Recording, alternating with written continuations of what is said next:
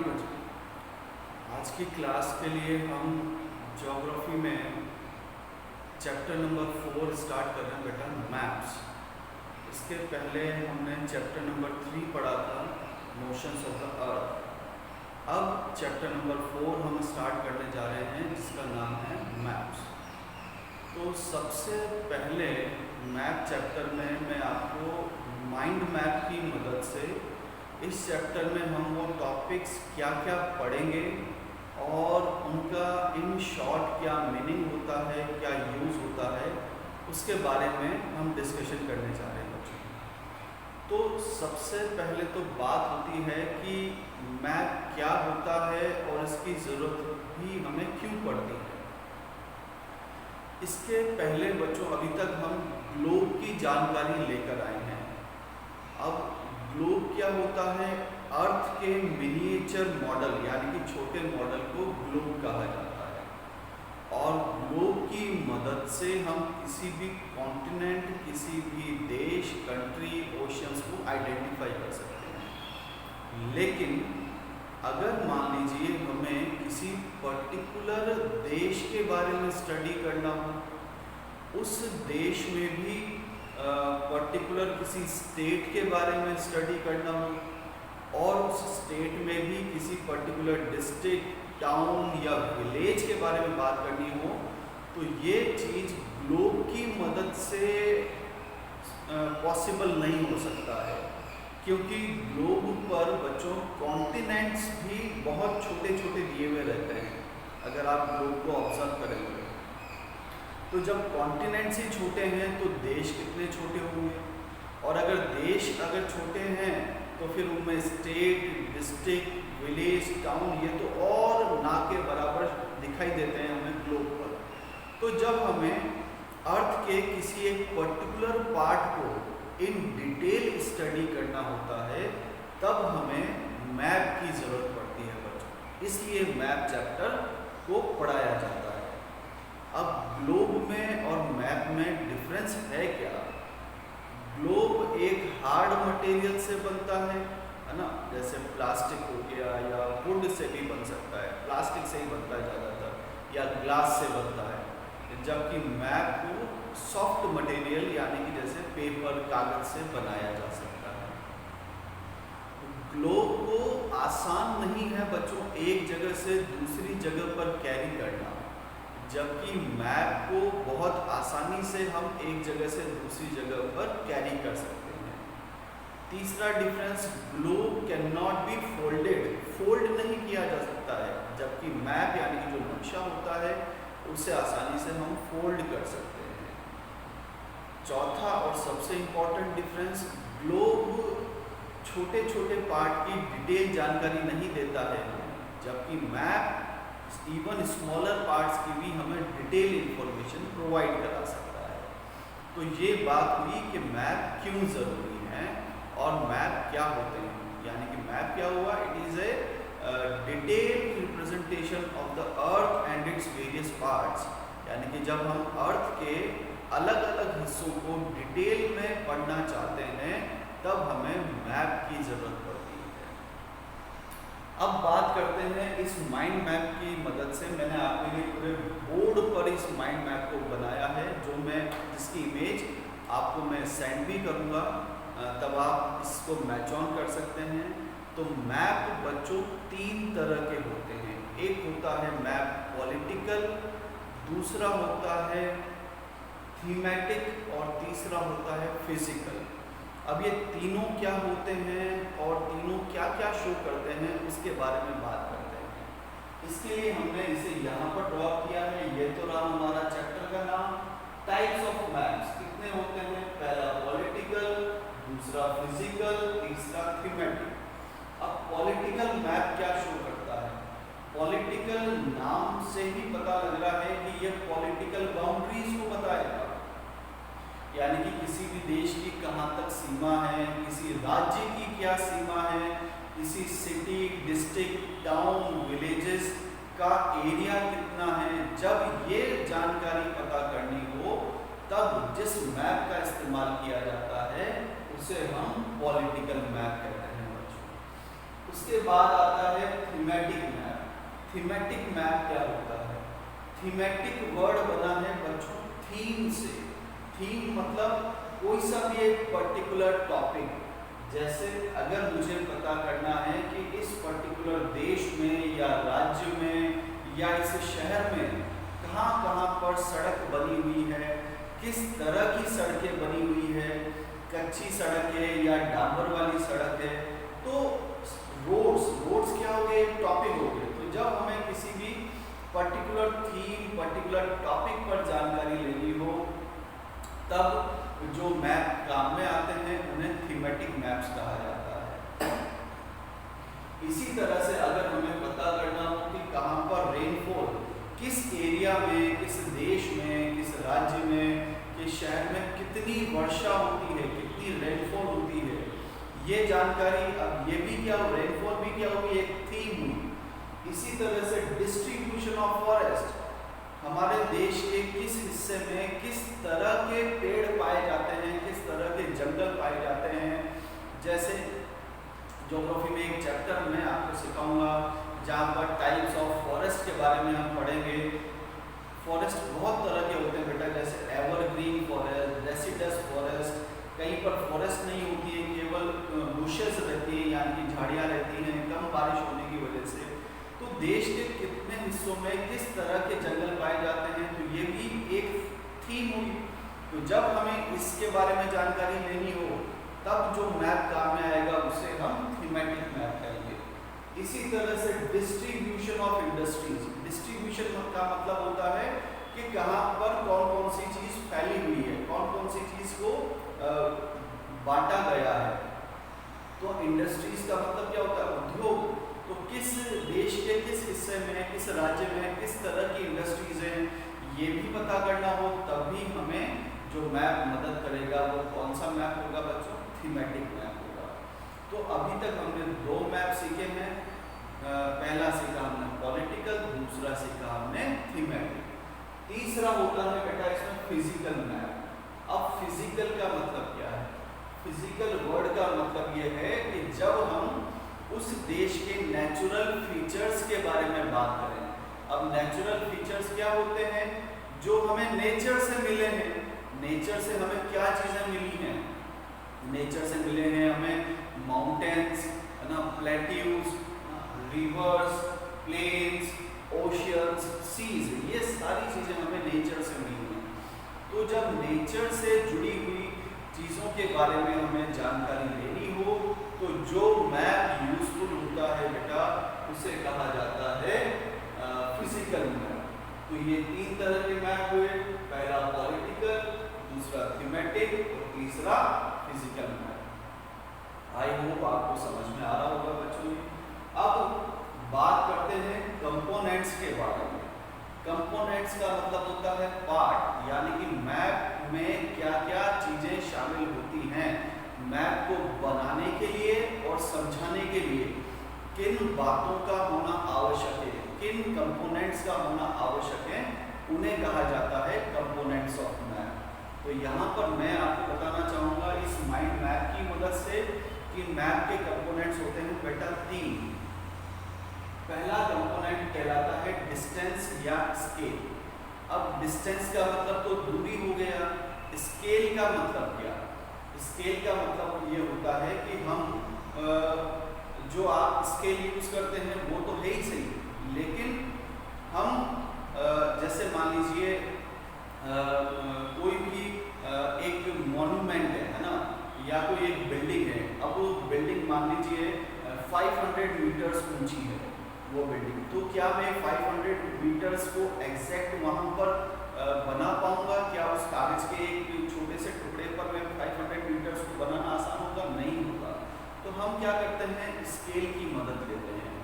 Scale क्या बताता है? स्केल बेटा एक तरह का रेशियो है कि हम कागज पर उसका कितना डिस्टेंस ले रहे हैं डिवाइडेड बाई उसकी ओरिजिनल डिस्टेंस कितनी है, यानी कि distance shown on the map divided by distance actually, यानी कि actual distance of the monument. जब हम इसे डिवाइड कर देंगे तो हमें जो चीज़ मिलेगी उसे कहा जाता है स्केल। स्केल को, यानी कि distance shown on the map divided by actual distance, तब जो कंसेप्ट बनता है उसे स्केल कहा जाता है। स्केल दो तरह के होते हैं बेटा, एक होता है स्मॉल स्केल और एक होता है लार्ज स्केल। अब जैसा कि नाम है स्मॉल स्केल, तो जैसा इनका नाम है उल्टा इनका काम है, यानी कि स्मॉल स्केल मैप बड़े बड़े लोकेशंस को शो करता है ना। तो बड़ी लोकेशंस को एक मैप पर, एक छोटे से कागज के टुकड़े पर शो करने के लिए जिस मैप स्केल का इस्तेमाल किया जाता है उसे कहते हैं स्मॉल स्केल मैप। यानी कि अगर 50 किलोमीटर लंबी सड़क है तो 50 किलोमीटर थोड़ी ना हम कागज पर बनाएंगे, है ना।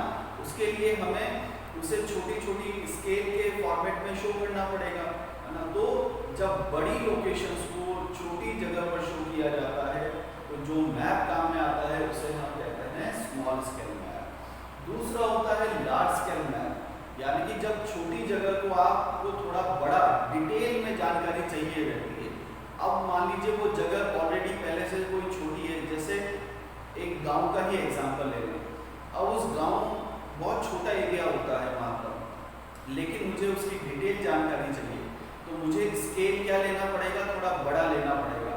तो जब हमें छोटे एरिया के बारे में ज़्यादा जानकारी देनी हो तो जो मैप यूज होता है उसे कहा जाता है लार्ज स्केल मैप। यानी कि लार्ज स्केल नाम है इसका लार्ज स्केल, लेकिन उल्टा इसका काम है, ये जानकारी किसकी दे रहा है, स्मॉल एरिया की।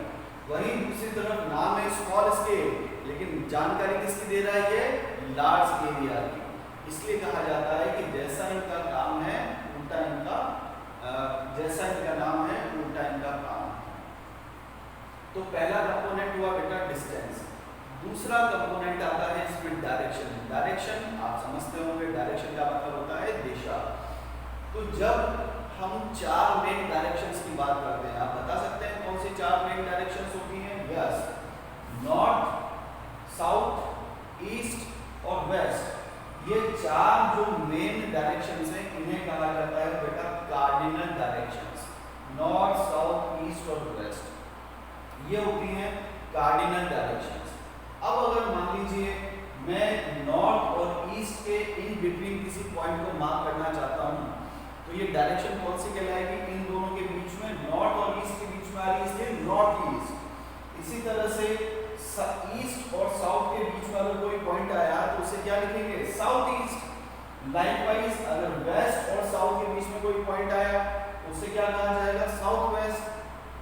और इसी तरह से अगर नॉर्थ और वेस्ट के बीच में अगर कोई पॉइंट आया तो उसे कहा जाएगा नॉर्थ वेस्ट। तो ये जो बीच की डायरेक्शन निकली है इसे इंग्लिश में कहा जाता है इंटरमीडिएट डायरेक्शंस। यानी कि north east, south east, south west और नॉर्थ वेस्ट, ये क्या बनेंगे बच्चों? इंटरमीडिएट डायरेक्शंस, यानी कि इन्हें कहा जाएगा इंटरमीडिएट डायरेक्शंस। अब हम एक और टॉपिक डिस्कस करेंगे मैप के रिगार्डिंग, आइए उसके बारे में भी बात करते हैं।